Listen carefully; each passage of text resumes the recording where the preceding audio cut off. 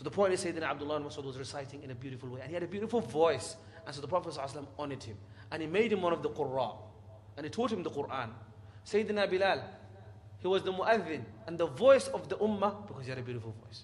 The Prophet ﷺ appreciated talent and gave them their station and their status based on their hard work and their talent. Subhanallah. And so in summary, my friends, we learn that it is mustahab and it is from the sunnah of the Prophet Muhammad ﷺ to recite the Quran in the most beautiful way that we can, while maintaining first the ahkam of the tajweed. If someone messes around and says, no, I'm going to make my voice beautiful, very nice, beautiful, I'm not saying I'm pronouncing in an American way today, in a beautiful way, but I'm not going to do my tajweed, then they have not beautified. It's like someone who made food, didn't put any chicken inside it, but they just put a lot of color inside it. Like, oh, it's a very nice curry. You eat it, there's nothing. Be like, what kind of curry is this? You'll be upset. So, ahkam al-tajweed are the skeleton, are the substance of the tilawah. The Quran, the way to solidify its recitation is through the rules and regulations set down by the scholars to make it sound like that of the Prophet Muhammad ﷺ. Then the beautification is mustahab on top. But to recite with tajweed is fard. To recite with tajweed is wajib. You have to recite with tajweed. But to recite with a good melody is sunnah and it's mustahab. So what comes first, wajib or sunnah? Wajib. And so make sure you maintain your ahkam al-tajweed, and then you make it melodious. I heard it too many times. So many will say, oh, mashallah, this qari has got good tilawah, but all they're listening to is voice. They don't care about that he's pronouncing letters properly or not. This is we have to be conscious. We have to be conscious and we have to be careful about what we give priority to. Having said that, if a qari is able to recite the Quran with ahkam al-tajweed and have a good voice, is there anything wrong with that? No. Rather, it is praiseworthy. Rather, it is from the sunnah of the Prophet Muhammad ﷺ. If this melody has a way of teaching it, say for example, one qari is reciting in a particular way. For example, Shaykh Minshawi, he has his style. Shaykh Khusari has his style. And you're listening to that style and trying to emulate that style. Is there anything wrong with that? There's nothing wrong with that. Because you have to learn the art from the experts. لِكُلِّ فَنٍ رِجَالٍ. Every art has its people. And so you learn the art from those who are experts in that field. There's nothing wrong with that whatsoever. In order to, for example, now understand that the melody works in a particular way. For example, if someone said that Shaykh Minshawi, he recites in the melody of Nahawand. Okay? Is that wrong to say that? It's not wrong to say that. Because his recitation falls into a melody that they named Nahawand. We're not saying that he got a musical instrument and tried to apply that musical instrument into the tilawah. That would be wrong. That's forbidden. Do you see? So ulama say that when it comes to beautifying the tilawah, we're allowed to use the melodies of the Quran that are out there. The melodies of the word is become stigmatized because of ikhtilaf on it, which is maqamat or alhan, the melodies and the voices of Quranic tilawah. The melodies and the voices of the Quranic tilawah, the reason why it's become problematic also is because the word is used also in music. Maqamat is also used in music. And so they use it in music, like, Arabic music. They have a traditional, like Kulthum and all these singers. They used to use these maqamat. But the thing is, you got to understand that those maqamat and those, just because it has the same name, it does not mean it's the same thing. Okay? You have Water of London and Water of Yorkshire. Which one is better? Oh, this guy says London. Come on, that's asabiyya. This is just... okay? So they are calling it maqamat, but it's a separate art. The Qurra that learn the melodies of the Quran, and if you like the maqamat, they learn it from Qurra. They listen to Minshawi, they listen to Shaykh Khusari, they listen to Mustafa Ismail, they listen to Mahmoud Ali al-Banna, they listen to Shaykh, all of these mashayikh and the kibar, and they take it from them, and they try to copy them. They do taqleed of them, imitating. They do muhaka of them. It's like muhaka is more not imitating. It's basically trying to assimilate, similar to it, try to be similar to it, but also having your own input into it. And so therefore, my friends, there is in the ulama of usul, they say, لا مشاحة في الاصطلاح. That we shouldn't get too stuck on technical definitions. The main thing is that we should beautify our tilawah while maintaining ahkam al-tajweed for the sake of Allah Azza wa Jal. If someone does that, and their focus is that we're reciting the Quran, try to focus on the meaning, and trying to bring out the meaning with his beautiful voice, there's nothing wrong with that. But if someone says, oh no, today my voice, I'm going to make sure I'm reciting in this melody, and whether the tajweed works or not, and whether the meaning works or not, I'm going to make sure it's this melody just to show that I can do this melody. That would be against adab. That would be wrong. And if they are breaking the rules of ahkam al-tajweed, that would be wrong, haram. Because what are you doing? You're messing up the priorities. Fiqh al-awlawiyat, if you like. You're getting that which is mustahab.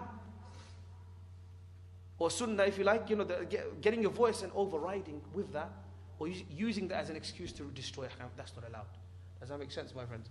And so, don't get stuck with the words. The words are not the big issue. The big issue is that we beautify our tilawah with the Quran. Beautify our tilawah of the Quran with our voices. And if there is an art that helps you to do that, if there are experts who help you to do that, by listening to them, by taking training from them, with Quran, فَهُوَ خَيْرٌ, is good. It's good. You should learn that.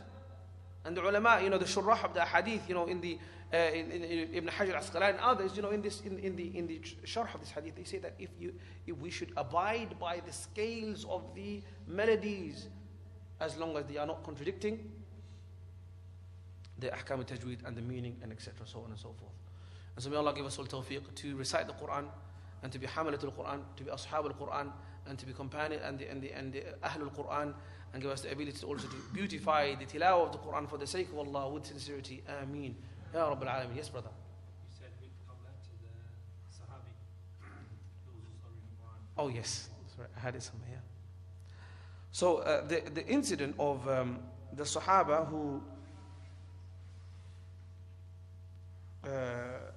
whose basically angels descended at the time of their revelation, at the time while they were reciting the Quran, was another Thabit ibn Qais ibn Shammas, another Sahabi. It happened to Usayd ibn Hudayr as well. And it's being narrated by Al-Bara ibn Azib to say that a person, but he hasn't mentioned specifically who. But so the point is that the malaika descending when someone is reciting the Quran happened multiple times. It's nothing strange. Because the malaika love to listen to the dhikr of Allah and the Quran of Allah. Does that make sense? Any other questions? And to end off with as a statement, if someone was to say to me, make this statement, say, Maqamat is haram, I will say to them, what do you mean? Maqamat is melodies. Because al-hukmu ala shay'i far'un an tasawwurihi. If you want to give a hukum about something, you have to understand what it is first. So I will say, what do you mean? What is maqamat? What do you intend by maqamat?